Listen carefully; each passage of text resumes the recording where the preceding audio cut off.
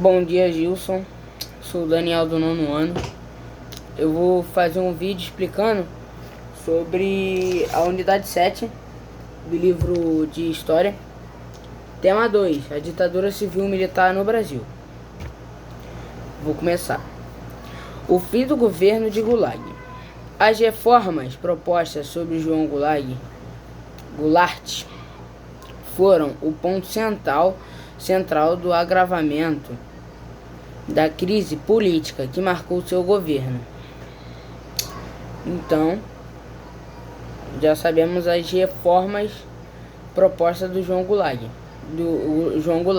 que foram o ponto central do agravamento da crise política que marcou seu governo. Foram as entidades civis militares influenciadas e apoiadas pelos Estados Unidos passaram a difundir a ideia que Jango representava uma ameaça comunista. Então, a primeira etapa eu já falei. Agora eu vou falar sobre a marcha da família. O que era a marcha da família? A marcha da família a marcha da família com Deus pela liberdade foi realizada em 19 de março. Então, nós já sabemos que a marcha da família ela foi realizada a primeira vez 19 de março de 1964 em São Paulo. Nós sabemos a cidade que foi realizada e a data e o dia. São Paulo. Nós vamos falar o que era a marcha agora. A marcha de São Paulo era a marcha da família, era a manifestação que mobilizou milhares de pessoas dos setores conservadores que discutiam a ideia de uma ameaça comunista, pedindo a deposição do presidente. Então, o presidente. Nós temos que saber o presidente. Então, eu vou continuar lendo até achar o presidente e fazer um resumo. Versão presidente. A radicalização dos setores de esquerda e de direita era cada dia maior. Paralelamente, os principais comandos militares que iniciavam os preparativos para a instalação de um novo regime político. Agora vai falar quem era o presidente e quem era que comandava. Em 31 de março de 1964, sob o comando geral Olímpio Mourão Filho, tropas partiram de Minas Gerais com destino ao Rio de Janeiro, onde estava o presidente. Então nós sabemos quem comandou a marcha da família.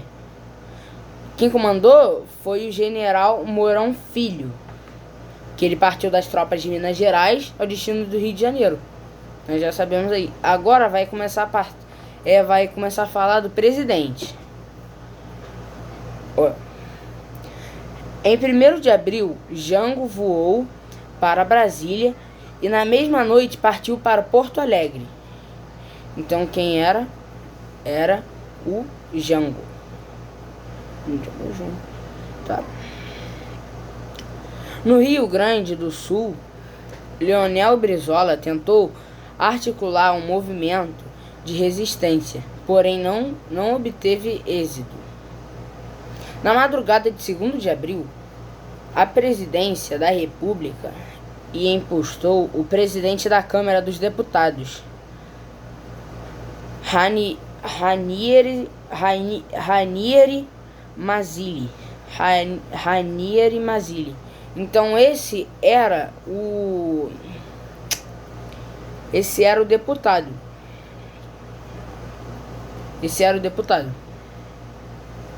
Naquela ocasião, Jango avaliou que os militares fiéis ao seu governo e à Constituição vigente era minoria era minoria. Por isso que ele não poderia resistir a começar a uma guerra do Rio Grande do Sul. O presidente da sua família partiram ao exílio no Uruguai. Então o presidente aqui era o Jango e o deputado era Ranieri Mazzilli. O deputado era Ranieri Mazzilli e o presidente era o Jango. Isso foi o que eu entendi. Agora nós vamos passar para outra parte do ditadura civil militar no Brasil. É a outra. Ó, os primeiros anos da ditadura civil militar. Vai contar aqui dos primeiros anos que teve a ditadura militar. Ó, em abril de 1964, ó, esse é a mesma data do que a Marcha da Família. Por exemplo, ó, vou falar. Os militares passaram a controlar o governo do país como chamado Comando Supremo da Revolução, composto a 3 comandantes, com a posse dos principais órgãos públicos do país. Eles começaram a preencher políticos, estudantes, sindicalistas, intelectualistas, funcionários públicos e até mesmo militares que defendiam o respeito da Constituição vigente e por isso puseram-se aos arranjos políticos que estavam sendo feitos. Até aí tudo bem. Aí tá falando como que foi os primeiros anos da ditadura militar do Brasil. A ditadura civil militar.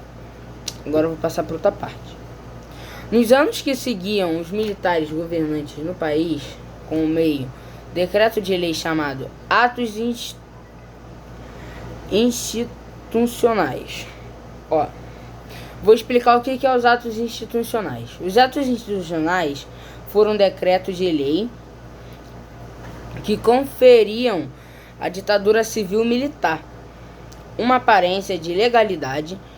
Na prática, permitiram aos militares tomar as decisões políticas do país. Então, na época, eram os militares aqui que tomavam as decisões políticas do país. E foi entre 1964 e 1969. Foi dentro dessas datas, 1964 até 1969, que eles editaram 17 atos institucionais revogados apenas em 13 de setembro de 1978. Isso daí são os atos institucionais. Ó, vou ler o resto do texto aqui. O primeiro deles, AI-U-1, editado em 9 de abril de 1964, permitiu ao governo casar com mandatos e suspender direitos políticos. Cerceou os direitos de Leonel Brizola, Luiz Carlos Prestes, Juscelino Kubitschek, Jânio Quadros e João Goulart,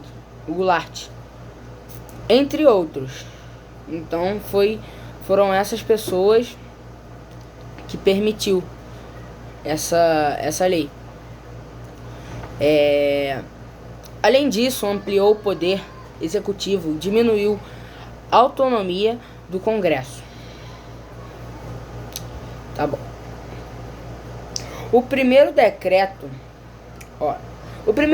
decreto-lei dos militares também determinou a nova eleição para a presidência da República, que aconteceria em 11 de abril. Essa eleição, no entanto, vai falar sobre a eleição que aconteceria em 11 de abril. Essa eleição, no entanto, seria indireta, ou seja, Congresso Nacional escolheria um novo presidente. Não era o povo que escolheria, era o Congresso Nacional. que ficaria responsável por governar o país até conclusão no período do mandato Goulart, isso até 1966. Então, o período do Goulart foi comandado, o novo mandato de Goulart chegou até 1966.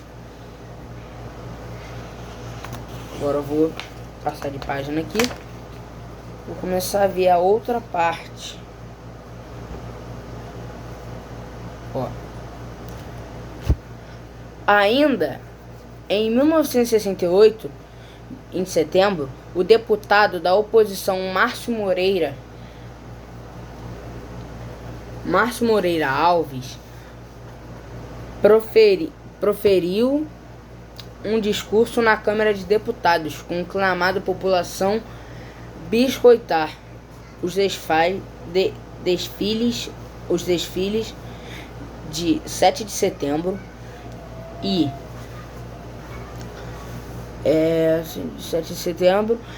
pedindo às mulheres que não namorassem oficiais favoráveis às violações do regime.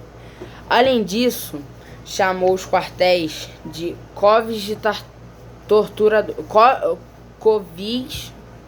de torturadores. O discurso do deputado causou a polêmica e, diante a negativa do Congresso a casar o mandato de Moreira Alves, foi utilizado como pretexto para o AI-5. E ele dava ao presidente o poder de fechar o Congresso Nacional. Então esse AI.5, vou chamar assim, AI.5, ele dava o poder para o Congresso Nacional, ao poder do presidente do Congresso Nacional. Por exemplo, eu vou ler aqui, casar mandatos parlamentares, investir em estados e municípios e suspender os direitos políticos a qualquer cidadão. Então ele poderia tomar essas decisões sem nenhuma votação, como eu entendo aqui. O cidadão aos 10 anos, nos próximos 10 anos. Suprimiu também o direito de habeas corpus aos que fossem acusados de crime contra a segurança nacional. Eu vou explicar o que é o habeas corpus. Habeas corpus é a medida legal que visa garantir ao acusado do crime proteção de liberdade de ir e vir. O habeas corpus é quando soltam um prisioneiro, como se fosse assim, é um mandato de soltura. Entendeu? Segurança nacional. O que ela é, o que serve? Eu vou explicar aqui. A segurança nacional consiste em preservar o território, os interesses nacionais e a segurança da população. Naquele momento, a ideia era assegurar a defesa da nação, combatendo a ideologia comunista e ações que viessem desabilitar a ordem vigente. Então esse é o significado de habeas corpus, que é uma vara de soltura, com direito de ir e vir. E a segurança nacional era preservar o território, era como se fossem as leis, entendeu? Vou passar aqui a página. Tá. O governo de Messidi.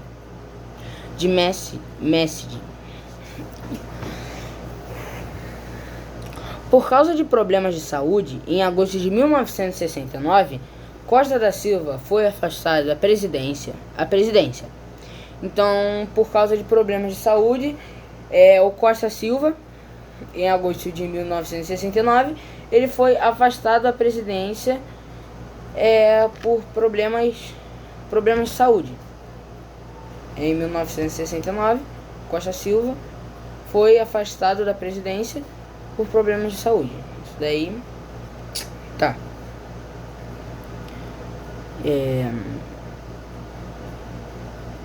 Tá. Uma junta militar composta dos ministros do Exército, da Marinha, Aeronáutica, assumiu ao comando no país, impedindo que fosse então vice-presidente o civil Pedro Aleixo. Então eles não deixaram Pedro Aleixo ser vice-presidente.